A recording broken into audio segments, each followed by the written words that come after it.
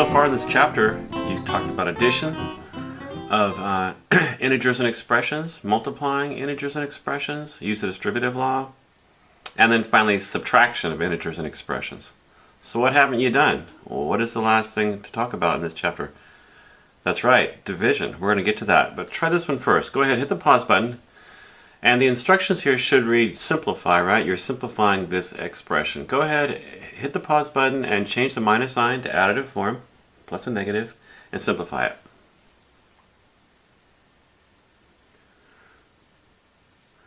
Okay, so let's see. This minus becomes plus a negative, this minus becomes plus a negative, this minus becomes plus a negative. You write the whole problem down. Then we're going to use the distributive law here, right? This negative 2 is going to distribute here. You'd like to add, but those aren't like terms. So this is what you do next. Distribute the negative 2 to each of them. You get this.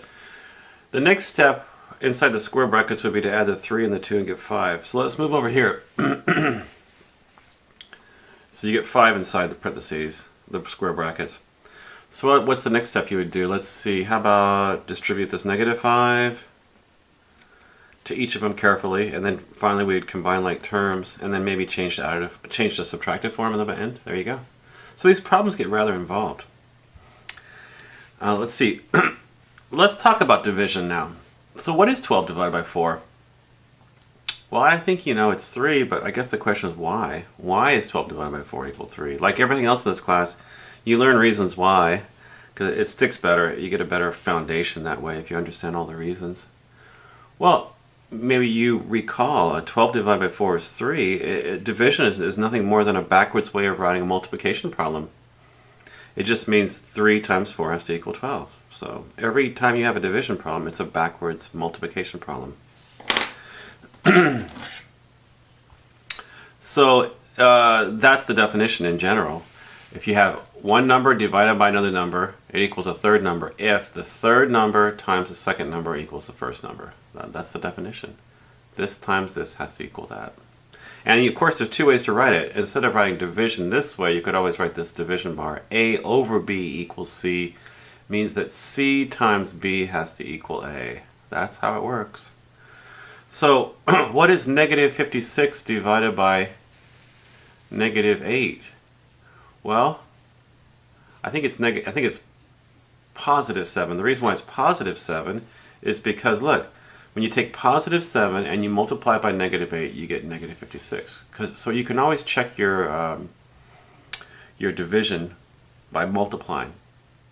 We just proved that a negative divided by a negative is positive, and over here we were talking about a positive divided by a positive is also positive. In fact, you can actually show that the rules for division in terms of the sign is exactly the same as with multiplication, right? Division works exactly like multiplication when it comes to the sign. So, and the reason why, you can just check, why is it true? So let's check. Why is a positive number divided by a negative number equal to a negative number? It's because when you multiply negative 5 times negative 3, you get 15. So we just proved that a positive divided by a negative is negative, just like with multiplication. Here's a negative divided by a positive. A negative divided by a positive. Negative 42 divided by 6 is negative 7. Why? Because when you take negative 7, you multiply by 6, you get negative 42. So remember the definition of division. Negative divided by negative is positive, and the reason? 4 times negative 3 is negative 12. You see how it works? Negative over a negative is the same thing as negative divided by a negative. This would be positive 4 because 4 times negative 9 is negative 36. So it's important that you understand the rule, the definition of division. Okay, here's where it gets kind of sneaky. 0 divided by 5. What is it? You think it's 0? Well, if it's 0, then this times this better equal that. And it does, right? 0 times 5 equals 0. So yeah, 0 divided by 5 is 0. Okay, well how about 4 divided by 0? Let's see, 4 divided by 0. Is it 0? No, it's not 0 because 0 times 0 would not equal 4. Is it 4? No, because 4 times 0 would not equal 4 either. In fact, no matter what you try to let it equal, when you do the definition to check, suppose you thought it was 1. 1 times 0 is not equal to 4. So it turns out you can't divide by 0. It's undefined. And if you enter this on your calculator, you would get an error message, okay? So 0 divided by a number is okay. 0 divided by a number is 0. But a number divided by 0 is undefined. Now, how are you going to keep that straight? Well, one way to keep it straight is learn the definition of division, right? The reason why 0 divided by a number, by the way, we're assuming a is not 0. Okay, 0 divided by a non-zero number is 0 because when you take this number, 0, and multiply by a, you get 0, right? But anything divided by 0 is undefined because no matter what you let it equal, when you try to check the definition, this times this will always be 0. It'll never equal this number.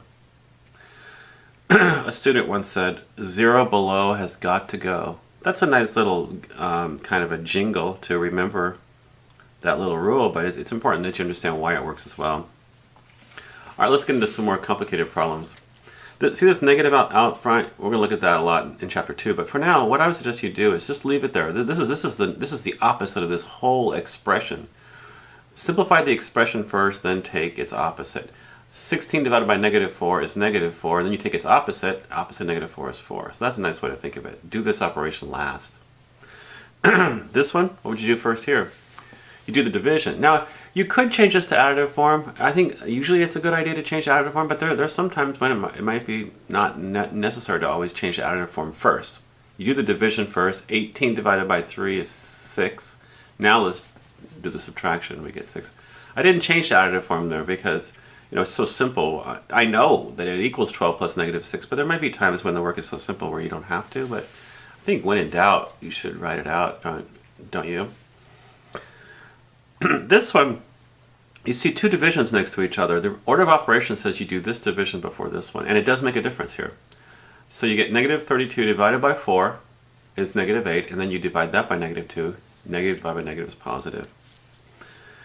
If you introduce parentheses, though, around the second two numbers, then it forces you to do this division first. Like I was saying, you get a different number. If you do this division first, 4 divided by negative 2 is negative 2, and then what is negative 32 divided by negative 2 is positive 16. So you see, you do get different answers. Okay, I'll do a couple more, then I'll give you some to try. Same idea here. I would suggest not doing the subtraction right away, not changing additive form right away. You could if you wanted. But I'm going to simplify this one and get 4. Then I'm going to simplify this one and get negative 2. You see, this is 4, this is negative 2, and I didn't do the minus yet. The minus is still there. So what is 4 minus negative 2? It's 4 plus 2, which is 6. There's another way to look at that, but in this case, I would suggest not changing the minus sign at first. This one, I think it would be a good idea to change everything to additive form. Let's play it safe here because it's kind of messy. Then we're going to add the 2 and the negative 8 together, and we're going to add the negative 7 and the 1, and we get this. We end up with 18 over negative 6, which is negative 3. That's right. Alrighty. Okay, go ahead. Let's see. Can you get all this? Go ahead and hit the pause button and work these problems. We'll go over them in just a minute.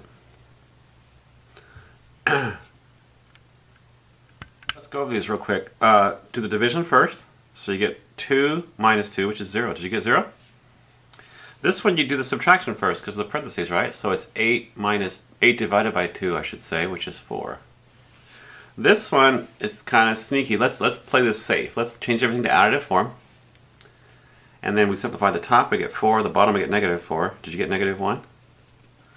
This one, I would suggest you can do it several ways, but I'm not going to change this minus to additive form just yet. I'm going to simplify this, which gives me negative 6, and simplify this, which gives me 4. What is negative 6 minus 4? It's actually negative 10, isn't it? Okay, a couple more. Let's see. This one, I'm going to, same idea, change to additive form. You get 12 plus negative 8. Over on the bottom, you get negative 2 plus 2. Remember when you subtract a negative, you're adding the opposite of the negative, so you're adding a positive? So the bottom should be 0. If you simplify it correctly, you get 0. What's the answer? It's undefined. Last one. Here, I would suggest, again, I wouldn't do the minus right away. Let's just simplify this expression and this expression.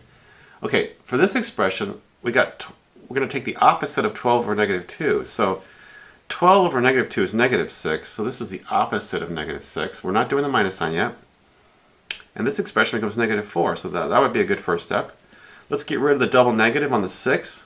So this becomes a 6. Now remember, when you subtract a negative, it's adding a positive. We're skipping that step, but we went through that. There's a step there that we're leaving out.